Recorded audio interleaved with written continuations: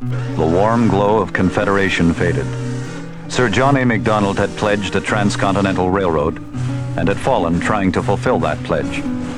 The Pacific scandal had rocked the new foundations of an infant nation, and though Sir John declared, "These hands are clean," he had tumbled from office. Of his successor, Alexander Mackenzie, Laurier was later to comment, "We loved him for the enemies he had made." Among them were the people of British Columbia. Mackenzie was concerned about the realities of a depression that was moving northward from the United States.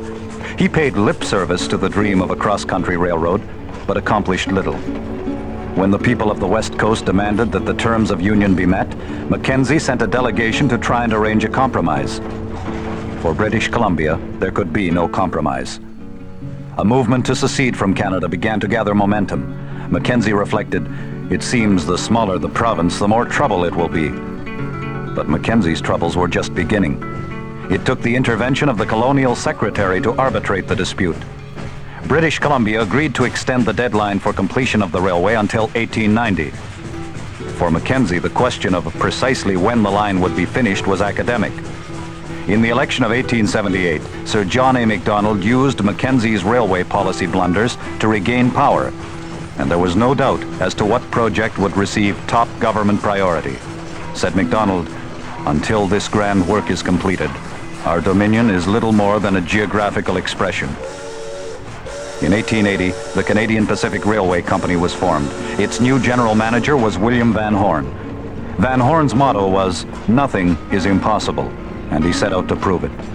5,000 men were given the task of laying 500 miles of track in a single summer. The work proceeded at a record-breaking 3 miles per day. The surveyors were barely able to keep ahead of the advancing rails. As the track reached the foothills of the Rockies, Van Horn's surveyors searched for a new pass through the mountains. They finally selected the path followed by the Kicking Horse River, and a route through that last great barrier, the Selkirks, was discovered by Major A.B. Rogers.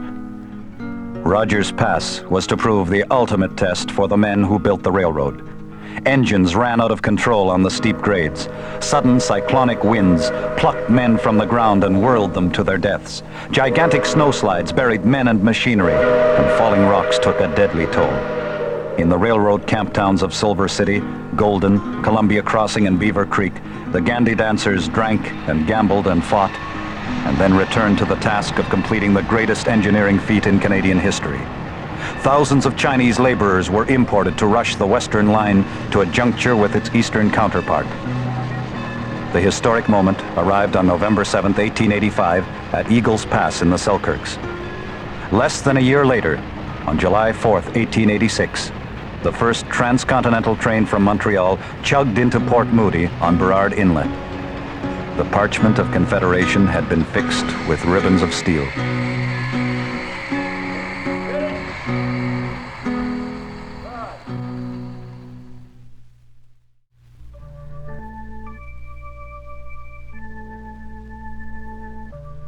Before the arrival of the CPR, immigration to the coast had been sparse. A few villages had managed to develop around Burrard Inlet, Moodyville and Jerry's Cove and Granville. Granville was originally known as Gastown, after Gassy Jack Dayton, a talkative hotel owner. Then in 1884, the CPR decided to switch its terminus from Port Moody to Cole Harbor, where Granville stood. William Van Horn thought a better name was required for the town, since, as Van Horn stated, this eventually is to be a great city in Canada. He chose Vancouver, and the city was incorporated on April 6, 1886. Vancouver Island didn't appreciate Van Horn's choice, neither did Vancouver, Washington. Their objections went unheeded. 2 years later, despite a fire that leveled the settlement, the population of Vancouver had risen from a few hundred to more than 8,000. Yet the completion of the Transcontinental Railroad presented a problem: unemployment. The Swedes and Italians and Irish who had labored in the mountains found themselves adrift on the shores of the Pacific. So did thousands of Chinese, and as competition for jobs became fiercer, the smoldering racism of the whites erupted into open antagonism. The province itself could not restrict immigration. It could, however, demand action from the federal government. The Chinese had left their native province of Kwantong in good faith, prepared to earn their place in the new nation. Their work on the railway was phenomenal. Even the Prime Minister admitted that without them there would have been no CPR. But just as the work was moving to a successful end, the government passed special legislation which fixed the tax of $50 on every Chinese entering the country. In 1887, Vancouver workers rioted in an anti-Chinese protest. The head tax was raised to $100, and eventually in 1903 to $500. Immigration from China was halted. British Columbia had escaped the Yellow Peril, which consisted of an industrious people quietly minding its own business. The dawning of a new century merely marked the end of a phase of anti-Orientalism. In a few years, racist passions were to be revived in a spectacular demonstration of fear and prejudice. The new threat came not from China, but from Japan. From 1,000 in 1896, the number of Japanese immigrants rose to almost 5,000 in 1901. They were miners, lumbermen, fishermen, and railway workers. Unlike the Chinese, who passively accepted their status, the Japanese demanded the rights and privileges enjoyed by other Canadians. In 1907, 8,000 more Japanese landed in the province. Vancouver seethed with racial hatred. An Asiatic Exclusion League was formed. Pulp mills and other factories posted signs which read, "No Orientals need apply." It was in September that the issue finally exploded into violence. League members, aroused by racist rantings, poured into Vancouver's Chinatown. Any Oriental encountered was beaten mercilessly. Store windows were smashed, insults hurled at the Chinese. Then the mob proceeded to the Japanese district, intent on repeating the destruction. But the Japanese were waiting, armed with a variety of weapons. When the mob appeared, the small group of Japanese attacked. Moments later, the rampaging crowd was in full retreat. The men from Japan had won a battle, but they had lost the war.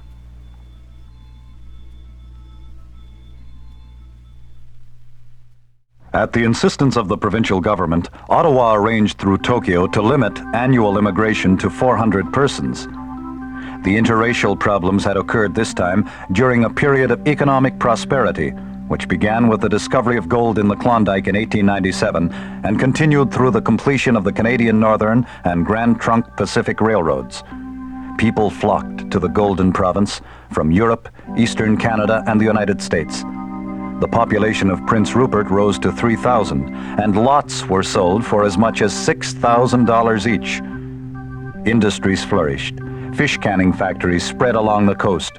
Well over 30 million board feet of lumber were exported per year. Ships left British Columbia loaded with coal bound for the Orient. They returned crammed with tea and silks for the Canadian market. And there were the technological marvels of the 20th century. A transoceanic cable that stretched from Vancouver to Brisbane, Australia. Telegraphs, telephones, and electric streetcars in the cities. In the mountains, outlaws still robbed passenger trains, and falling rock and snowslides claimed engines and engineers. But now even the rough mining and railroad towns were beginning to take on a semblance of respectability. There was anger in 1903 over the settlement of the Alaskan boundary dispute. No one knew at the time that Teddy Roosevelt had won his point by threatening to send in the American Army. And there was pride in 1905 when the University of British Columbia was founded. There was indifference in 1908 when a religious group from Russia moved into the Kootenay and Grand Forks area.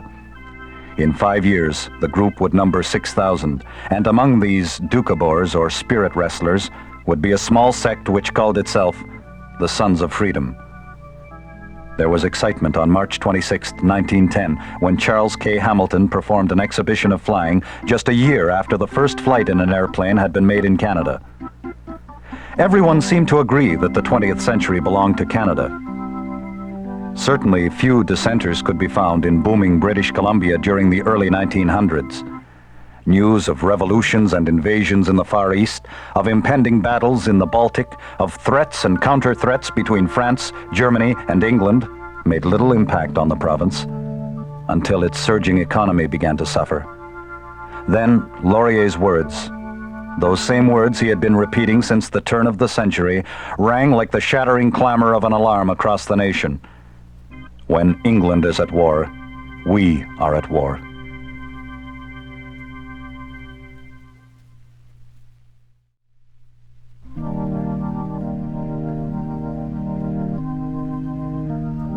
It was summer, 1914. Everyone knew a war in Europe was inevitable. Sir Richard McBride, Premier of British Columbia, was concerned about the defense of his province. With its thousands of miles of coastline, it would be exposed to the enemy fleet. No help could be expected from Ottawa. The Canadian Navy was comprised of 2 cruisers. Something would have to be done, and done quickly. The Seattle Construction and Dry Dock Company had already completed 2 submarines ordered by Chile in 1911. The Chilean government no longer wanted them. J.B. Patterson, president of the Seattle Company, was in Victoria, and he'd be happy to deliver the subs to British Columbia if McBride could meet his terms. The Premier was desperate. The provincial House was not in session, and once war was declared, the United States government would probably forbid the export of naval vessels. Assuming sole responsibility, McBride authorized a check for $1,150,000 to be drawn from the provincial treasury. The Seattle Company delivered the subs to Canada without bothering to obtain official clearance. British Columbia had its own navy, but the navy was very nearly sunk before it could see service. When the subs approached Esquimalt on August 5th, the men who manned the shore batteries were certain it was the enemy and almost opened fire. A major disaster was avoided by the narrowest of margins.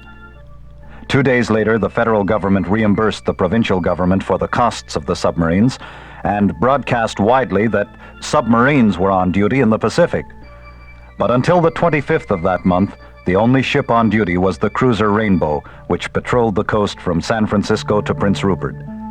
And although the German cruiser Leipzig was operating in the area, it was not encountered. Later, the Japanese sent the heavy cruiser Itsumo to Esquimalt, and on August 30th, the British cruiser Newcastle appeared. Eventually, British Columbia's submarines were sent to Halifax, where their presence played an important role in discouraging enemy raiders. The province's contribution to the war effort ranged from the strategic value of its ports and produce to the heroic efforts of its citizens in the armed forces overseas.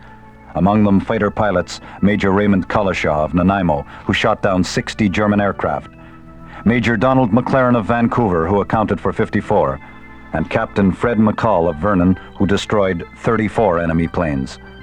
Men from the West Coast province fought at Ypres and Vimy and Passchendaele.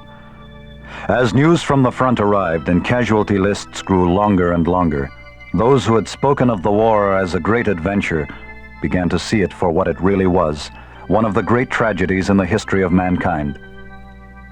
But not all of the news was grim at that time. Shortly after the outbreak of hostilities, a ceremony had taken place which would accelerate the growth of Victoria and Vancouver, and through them, the entire province of British Columbia. On August 15, 1914, the Panama Canal was formally opened. Throughout the war, women made substantial contributions on the home front while continuing to agitate for equal rights.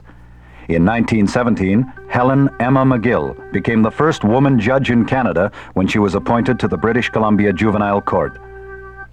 Another year was to elapse before Canadian women were given the franchise. The war ended. The men came back from the battlefields, and the defaulters, those who had fled conscription, crept back from the lumber camps and mountain retreats. The war ended, and Canada mourned more than 50,000 dead.